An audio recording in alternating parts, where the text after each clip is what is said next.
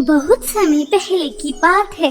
रामपुर नामक गांव में सपना अपने माता पिता और बूढ़ी दादी के साथ रहा करती थी। वह लोग बहुत ज्यादा गरीब थे, इसलिए सपना के माता पिता दोनों ही एक घर में काम किया करते थे। सुमित्रा झाड़ू पोछे का काम और किशोर दास बाग बगीचे संभालता था और दोनों मिलकर जो भी पैसे कमाते थे उससे अपने घर का गुजर बसर करते थे। सपना दिखने में ज्यादा सुंदर नहीं थी, उसका रंग सांवला था, जिसकी वजह से सब उसके रंग रूप का बहुत मजाक उड़ाते थे, उसके ऊपर बहुत हंसते थे। सपना अपने माता पिता से महंगी महंगी क्रीम साबुन मंगवाना चाहती थी, जिन्हें लगाकर उसका रंग थोड़ा साफ हो जाए, लेकिन घर की आर्थिक स्थिति ऐसी नहीं थी कि वह क्रीम या साबुन मंगवा सके।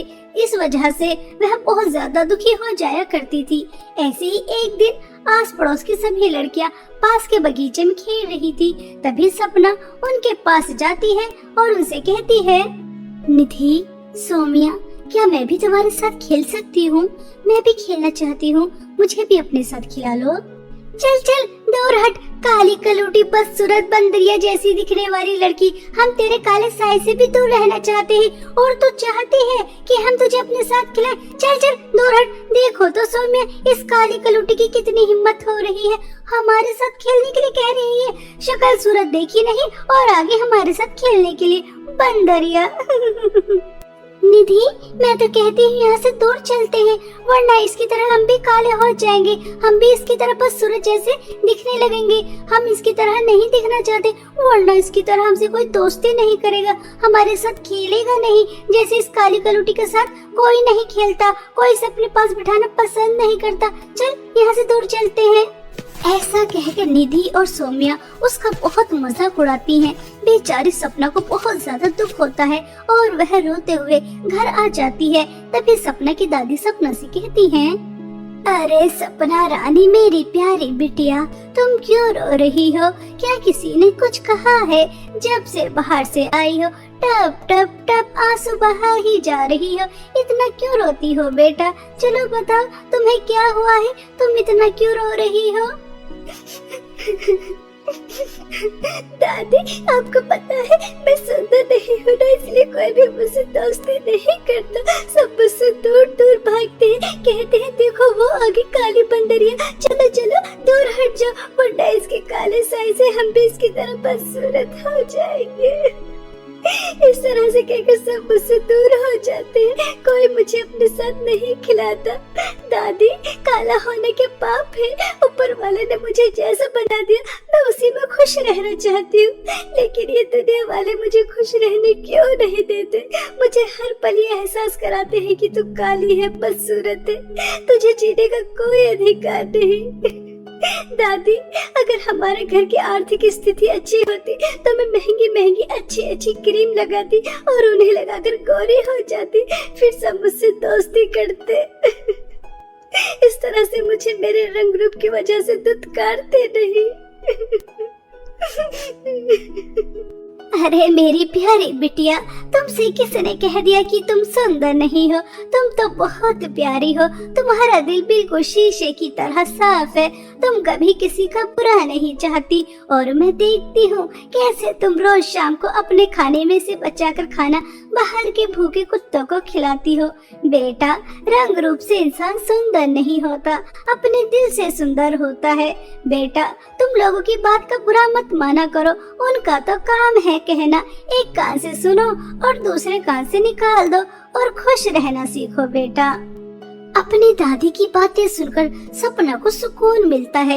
ऐसे ही समय बीत रहा था और एक दिन हमेशा की तरह सपना के माता पिता काम करके घर वापस आ रहे थे कि तभी रास्ते में उनकी एक कार से टक्कर हो जाती है और उस एक्सीडेंट में दोनों की मृत्यु हो जाती है। जब इस बात की खबर सपना और दादी को लगती है तो दोनों का रो रो कर बुरा हाल हो जाता है। दादी दादी, यह क्या हो गया? माँ पिताजी हमें इस तरह से अकेले छोड़कर क्यों चले गए? मुझे माँ पिताजी की बहुत याद आ रही है। दादी, यह क्या हो गया? अरे हाँ बिटिया, किशोर और सुमित्रा की तो मुझे भी बहुत याद आ रही है, लेकिन बेटा अब हमारे घर का गुजारा कैसे होगा?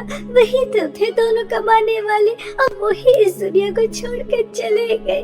मेरी बूढ़ी हड्डियों में तो इतनी ताकत नहीं है कि मैं बाहर जाकर काम कर सकूं। अब हम क्या खाएंगे, क्या पिएंगे? हमारा पालन पोषण कैसे होगा बिटिया, कैसे? दादी आप परेशान मत होइए, मैं हूँ ना, मैं काम करूँगी। जहाँ पर माँ पिताजी काम करते थे उन्हीं से जाकर काम मांगूंगी। वह मुझे अपने यहाँ पर काम पर जरूर रख लेंगी।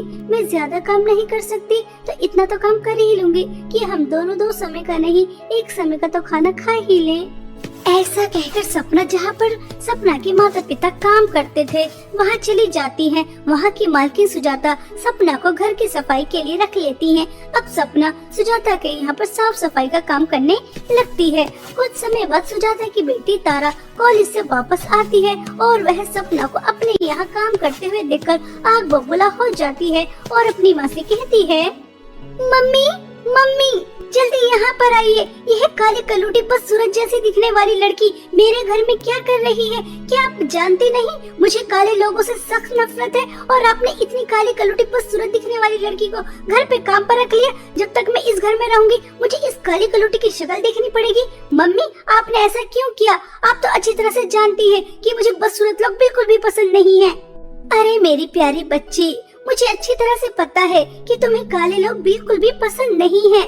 जहाँ पर तुम्हें काले लोग नजर आते हैं तुम वह रास्ता ही बदल देती हो। लेकिन बेटा बेचारी अनाथ है, ये तुम्हारे किशोर काका और सुमित्रा काकी की बेटी है। तुम्हें तो पता ही है कि एक सड़क दुर्घटना में दोनों की मृत्यु हो गई। घर में कोई कमाने वाला नहीं है, घर में बूढ़ी दादी है, इसलिए मैंने तरस खाकर बेचारी को काम दे दिया। बेटा मुसीबत में दूसरों के काम आना चाहिए। तारा बड़बड़ाते हुए वहाँ से चली जाती है। सपना को यह सब बातें सुनकर बहुत दुख होता है। तारा अपने रूम में जाकर अपने दोस्त से बात करती है।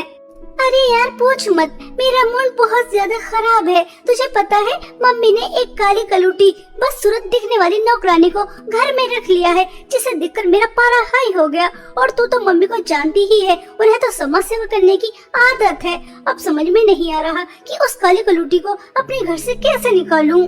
अरे यार सिंपल है, तू भी छोटी सी बात को लेकर इतनी ज्यादा टेंशन ले रही है। तुझे उस काली कलूटी को अपने घर से ही तो निकालना है और तू ही तो बता रही है परेशान है, गरीब है, तो बस इसी बात का फायदा उठा। देख उसके ऊपर चोरी का इल्जाम लगा दे, यह सबसे सिंपल है। तारा अपनी दोस्त की बात समझ जाती है और वह चुपके से अपनी माँ के रूम में जाती है और उनका कीमती हार निकालकर सपना के पर्स में रख देती है और तैयार होकर अपनी माँ के पास आती है और उनसे कहती है, मम्मी मम्मी चलिए जल्दी से तैयार हो जाइए, अभी मेरी दोस्त का फोन आया था, उसके मम्मी पापा की एनिवर्सरी है, हमें वहाँ पर जाना है। और हाँ मम्मी आप अपना वह सुंदर नेकलेस पहनना, वह आप पर बहुत ज्यादा जचता है, ठीक है? जल्दी से तैयार होकर आ जाइए। सुजाता तैयार होने के लिए चली जाती है और तैयार होकर अपना नेकलेस अलमारी से लेने जाती है तो उसे नेकलेस नहीं मिलता। तभी सुजाता कहती है, अरे तारा बेटा मैंने सब जगह अपना नेकलेस ढूंढ लिया है लेकिन मिल ही नहीं रहा, पता नहीं कहाँ रख कर भूल गई।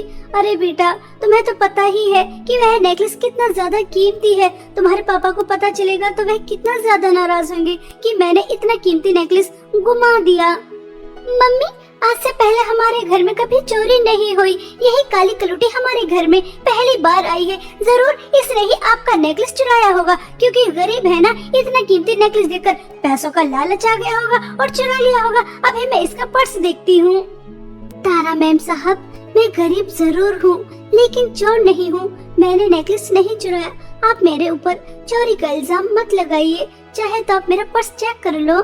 बेचारी मासूम सपना को कहाँ पता था कि यह तो सब कुछ तारा का ही करा धरा है, उसने ही उसके पर्स में पहले ही नेकलेस रख दिया है। सपना जैसे ही पर्स दिखाती है तो नेकलेस उसके अंदर ही निकलता है। तभी तारा अपनी माँ से कहती है, देखा मम्मी, अभी कितनी बड़ी बड़ी बातें कर रही थी कि मैं गरीब जरूर हूँ लेकिन चोर नहीं हूँ। मेरे मम्मी पापा ने मुझे अच्छे संस्कार दिए हैं। ये देखिए, इस काले कलूटे गरीब के कारनामे, एक दिन हुआ नहीं काम करते हुए और इतना कीमती हार चुरा लिया। अगर आज हम पार्टी में नहीं जाते तो हमें तो पता ही नहीं चलता कि हमारा नेकलेस किसने चुराया है। अभी कहती हूँ मम्मी, इस काली कलूटी को धक्के मारकर घर से निकाल दीजिए, इससे पहले कि कोई बड़ा नुकसान हो जाए।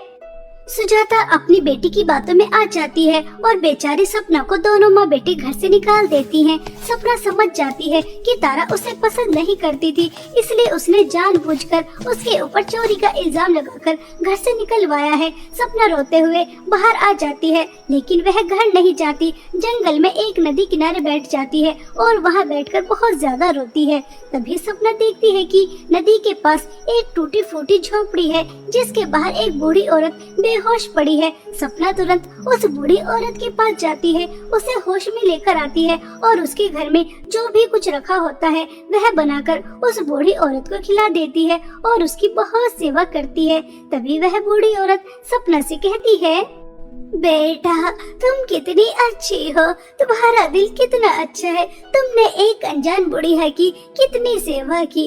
बेटा मुझे एक बात समझ में नहीं आ रही, तुम इतने घने जंगल में अकेली क्या कर रही हो, क्या कोई परेशानी है? उस बूढ़ी औरत की इतना कहते ही सपना उसे अपनी सारी आप बीती बताती है, जिसे सुनकर उन्हें भी बहुत दुख होता है। तभी वह बूढ़ी औरत सपना से कहती है, बेटा तुम्हें उदास होने की जरूरत नहीं है, मैं तुम्हें एक राज की बात बताती हूँ। इस जंगल में जादुई सोने और चांदी के 2 गाउन हैं। वह ऐसे ही किसी की मदद नहीं करते, लेकिन मुझे पूरा यकीन है अगर तुम वहाँ जाओगी तो जादुई सोने और चांदी के गाउन तुम्हारी मदद जरूर करेंगे। जाओ बेटा, वहाँ चली जाओ।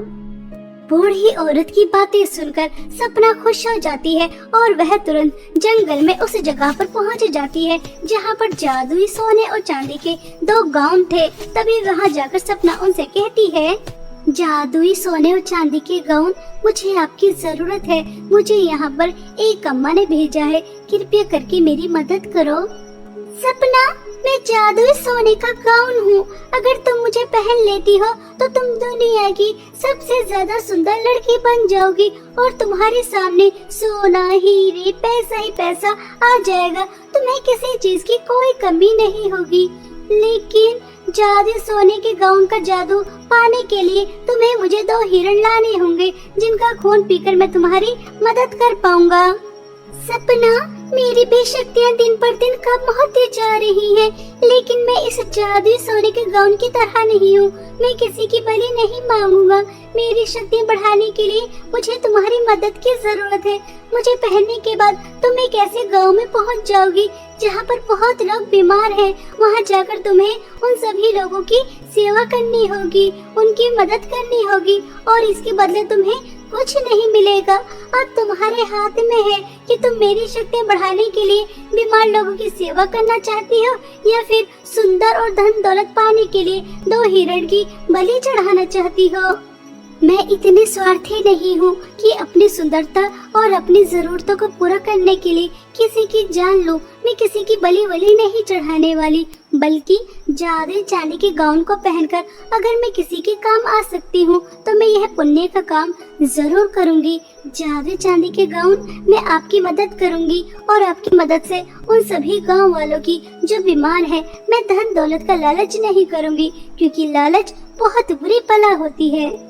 ऐसा कहकर सपना जैसे ही जादुई चांदी का गाउन पहनती है तो वह बहुत ही ज्यादा सुंदर हो जाती है, बिल्कुल परियों की तरह, और उसके सामने धन दौलत का अंबार लग जाता है, जिसे देखकर सपना चौंक जाती है। तभी जादुई चांदी के गाउन से आवाज आती है, सपना, तुम्हें हैरान होकर देखने की जरूरत नहीं है, हम तो बस तुम्हारी परीक्षा ले रहे थे। तुम बहुत अच्छी हो, तुम्हें पैसों की कितनी ज्यादा जरूरत थी और पैसों से भी ज्यादा तुम्हें सुंदरता की भी कितनी ज्यादा जरूरत थी, लेकिन फिर भी तुमने सुंदरता और पैसों के लालच में आकर किसी की बलि नहीं चढ़ाई, तुमने दूसरों की मदद करनी चाहिए।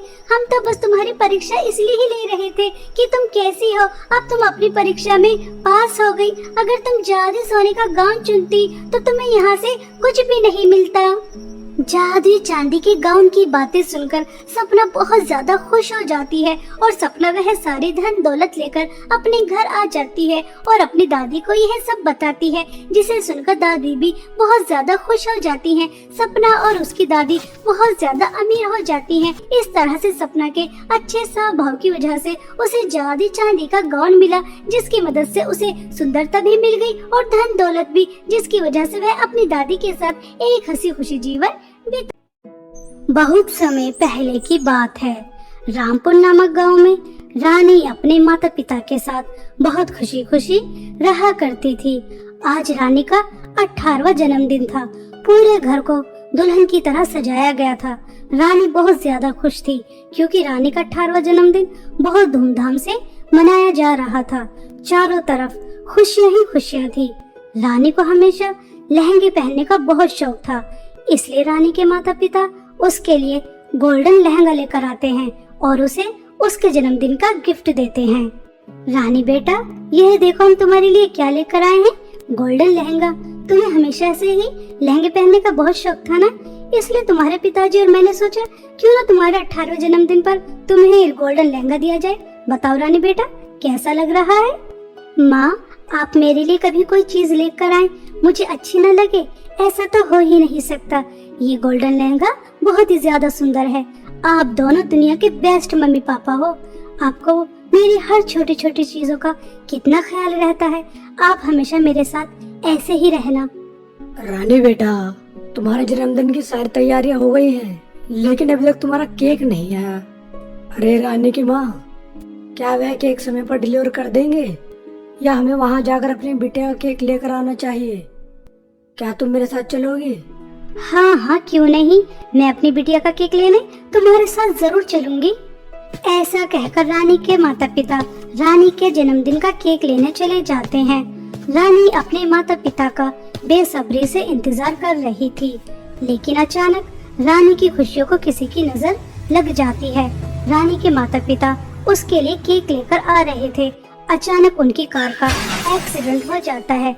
रानी के पिता की तुरंत मृत्यु हो जाती है, लेकिन रानी की माँ की कुछ सांसें चल रही थी। जब रानी को अपने माता पिता के एक्सीडेंट के बारे में पता चलता है तो रानी भागकर हॉस्पिटल जाती है। वहाँ जाकर रानी को पता चलता है उसके पिता की मृत्यु हो चुकी है और माँ की कुछ सांसें चल रही हैं। माँ, पिताजी मुझे हमेशा हमेशा के लिए छोड़कर जा चुके हैं, लेकिन आप मुझे छोड़कर मत जाना। आप दोनों के सिवा मेरा कोई नहीं है। मैं तुम दोनों के बिना कैसे रहूंगी? माँ, आप मुझे छोड़कर मत जाना। आप देखना, जल्दी ही ठीक हो जाएंगी। रानी बेटा, मेरे भैया सुमित के घर चली जाना, वो तुम्हारा अच्छे से ख्याल रखेंगे। बेटा, होली को कौन रोक सकता है, अपना अच्छे से ख्याल रखना बेटा। इतना कहते ही रानी की माँ की भी मृत्यु हो जाती है। रानी के ऊपर मानो दुखों का पहाड़ टूट चुका था। एक ही पल में दोनों माता पिता को उसने खो दिया। रानी बहुत रोती है और उसके बाद अपने माता पिता का अंतिम संस्कार कर देती है। रानी अंतिम संस्कार करने के बाद अपने मामा के घर चली जाती है और वहाँ जाकर उन्हें सब बता देती है। तभी रानी के मामा कहते हैं, रानी बेटा, उर्मिला और केशव के बारे में सुनकर बहुत अफसोस हुआ। हम उनके अंतिम संस्कार में आना चाहते थे, लेकिन कोई जरूरी काम आ गया, इसलिए हम आ नहीं सके। रानी बेटा, अब तुम चिंता मत करो, तुम मेरी जिम्मेदारी हो। तुम्हें यहाँ किसी चीज की कोई कमी नहीं होगी। तुम आराम से रहो। हाँ हाँ, आराम से रहो। पैसे तो पेड़ पर लग रहे हैं ना। घर में एक जवान बेटी पहले ही है, अभी उसके भी हाथ पीले करने हैं, और एक जवान लड़की घर में आ चुकी है। अब इसका खर्चा पानी भी हमें ही उठाना पड़ेगा। ऐसा कहकर कमला मुंह बनाकर वहाँ से चली जाती है। कुछ समय बाद कमला रानी के पास आती है और उससे कहती है, देख मनहूस लड़की, मैंने सुमित की वजह से तुझे कुछ नहीं कहा, अपने घर में रहने की परमिशन दी, लेकिन इस बात का यह मतलब नहीं कि मैं तुझे मुफ्त में यहाँ रहने दूंगी। तुझे घर का सारा काम करना होगा, झाड़ू पोंछा, कपड़े धोने और पूरी किचन को भी तू ही संभालेगी। मेरी बात अच्छी तरह से समझ रही है ना? मामी जी, माँ ने मुझसे कभी कोई काम नहीं कराया। मैं तो सिर्फ पढ़ाई करती थी और मुझे मॉडल बनने का बहुत शौक था, इसलिए मैं एक्टिंग किया करती थी। इसके अलावा तो मुझे कुछ और नहीं आता। मामी जी, इतना सारा घर का काम मैं नहीं कर पाऊंगी। आता है या नहीं आता मुझे कुछ नहीं पता, घर का काम तो तुझे ही करना होगा, तभी तो इस घर में रह पाएगी। ऐसा कहकर कमला वहाँ से चली जाती है। बेचारी रानी को घर का कोई काम नहीं आता था, लेकिन फिर भी वह बहुत मुश्किल से झाड़ू पोंछा करती है, कपड़े धोती है, इस्त्री करती है और उसके बाद जला भुना खाना भी बनाकर डाइनिंग टेबल पर लगा देती है। जला हुआ खाना देखकर कमला की बेटी सुनैना कहती है, मम्मी, सारा खाना जला हुआ है। मैंने आपसे पहले ही मना किया था इस नौकरानी से खाना मत बनवाना, लेकिन फिर भी आपने इससे खाना बनवाया। सारा मूड ही खराब कर दिया। मैं बाहर जा रही हूँ, बाहर अपने फ्रेंड्स के साथ रेस्टोरेंट में खा लूंगी। ऐसा कहकर सुनैना गुस्से में वहाँ से चली जाती है। तभी कमला उठती है और रानी के एक जोर से थप्पड़ मारती है और उससे कहती है, मनहूस, तूने जानबूझकर जला हुआ खाना बनाया था ना कि मेरी बेटी भूखी रह जाए। अब तुझे 3 दिन तक खाना नहीं मिलेगा। घर का सारा काम करेगी भूखी रहकर, तब तुझे पता चलेगा। और जितनी जल्दी हो सके खाना बनाना सीख जा, वरना मुझसे बुरा कोई नहीं होगा। ऐसा कहकर कमला वहाँ से चली जाती है। बेचारी रानी के ऊपर उसके माता पिता की मृत्यु के बाद बहुत अत्याचार हो रहा था। कहाँ रानी अपने माता पिता के साथ एक शहजादी वाली जिंदगी जी रही थी और कहाँ आज उसके साथ एक नौकरानी से भी बुरा बर्ताव हो रहा था। इसी तरह 3 दिन बीत जाते हैं। रानी भूखे पेट पूरे घर का काम करती है और उसके बाद अपनी मामी के पास जाती है और कहती है, मामी जी, आज 3 दिन हो गए, आपने मुझे कुछ खाने के लिए नहीं दिया। अब तो मुझे खाने के लिए दे दीजिए और मैं पहले से बेहतर खाना बनाने लगी हूँ। धीरे धीरे और अच्छा बनाने लगूंगी। ठीक है, मैंने तेरी प्लेट निकाल कर रख दी, किचन से जाकर ले ले।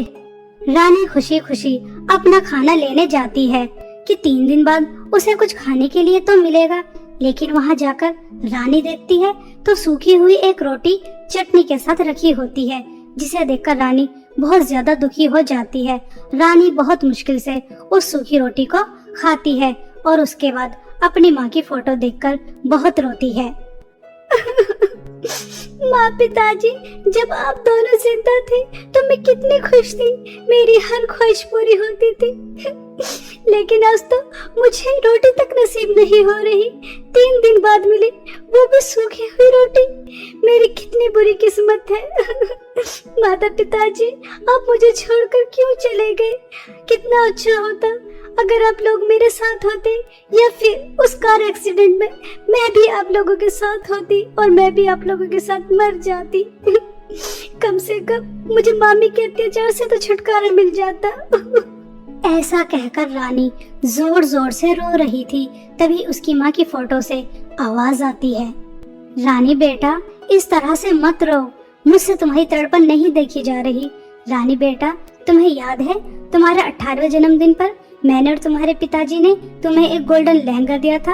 वो कोई मामूली लहंगा नहीं है, वो जादुई गोल्डन लहंगा है। मुझे एक साधु बाबा ने दिया था और कहा था मैं तुम्हें 18वें जन्मदिन पर दूं, और मैंने तुम्हें दिया। लेकिन बेटा, अब तुम्हें उसकी जरूरत है। हाँ माँ, वो हमेशा मेरे साथ रहता है। आप लोगों का आखिरी गिफ्ट आखिर वही तो था। माँ, जादुई गोल्डन लहंगे से क्या होगा?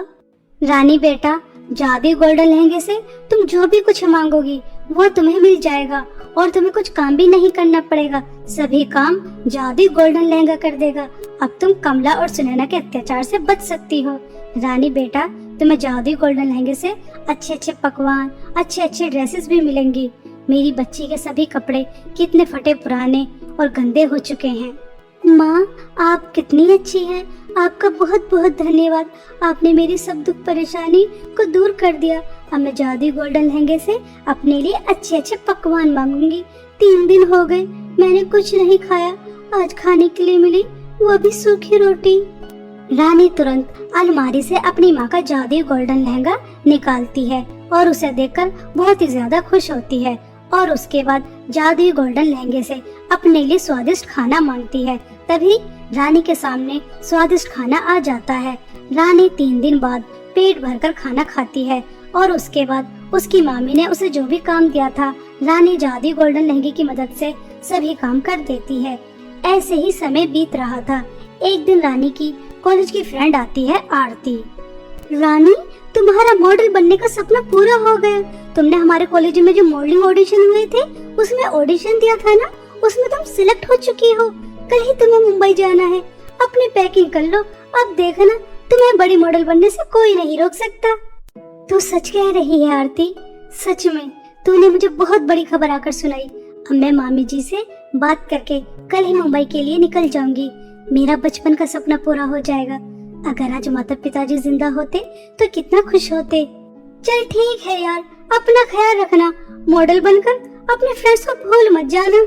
ऐसा कहकर आरती वहाँ से चली जाती है। वहीं दूसरी तरफ सुनैना भी मॉडल बनना चाहती थी। जब इस बात की खबर सुनैना को लगती है कि रानी का सिलेक्शन हो गया है तो वह आग बबूला हो जाती है और अपनी माँ से कहती है, मम्मी आपको पता है उस नौकरानी का मॉडलिंग में सिलेक्शन हो गया है। मम्मी मैं कब से ट्राई कर रही हूँ लेकिन मेरा तो कभी सिलेक्शन नहीं हुआ। अगर मैं मॉडल नहीं बन सकती तो वो नौकरानी भी मॉडल नहीं बनेगी। आप मेरी बात समझ रही हो ना? सुनैना बेटा, अगर हम उस करमचली का चेहरा ही खराब कर दे, उसके सभी बाल काट दे तो कैसा रहेगा? फिर उसे कौन अपनी मॉडल बनाएगा? हैं? हम उसे बदसूरत कर देंगे और उसके बाद मनहूस किसी को मुंह दिखाने के काबिल नहीं बचेगी। हमारे घर में नौकरानी की तरह बस काम ही काम करती रहेगी। ऐसा कहकर कमला और सुनैना रानी को बदसूरत करने का प्लान बना लेती हैं ताकि वह मॉडल ना बन सके। कुछ समय बाद जब रानी अपनी मामी से परमिशन लेने के लिए आती है, पहले तो कमला रानी के थप्पड़ मारती है और उसके बाद सुनैना कैंची लाकर उसके सभी बाल काटने वाली होती है। लेकिन तभी वहाँ जादुई गोल्डन लहंगा आ जाता है और दोनों माँ बेटी के हाथों में आग लगा देता है। दोनों को बहुत जलन होती है, दोनों बहुत चिल्लाती हैं। मनहूस खड़ी खड़ी देख रही है, ये नहीं कि हम दोनों माँ बेटी की आग बुझा दे। जल्दी, हमें बहुत जलन हो रही है, हमारी आग बुझा वरना हम इस आग में जलकर मर जाएंगे। कमला और सुनैना, तुम दोनों बहुत ही ज्यादा दुष्ट हो।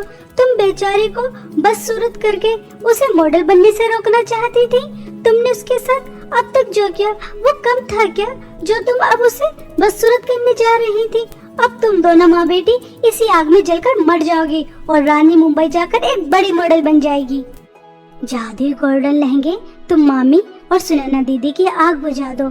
मैंने इन्हें माफ किया। इन्होंने आज तक मेरे साथ जो भी कुछ किया, अगर हम भी इनके जैसे हो जाएंगे, इनमें और हमें फर्क ही क्या रह जाएगा?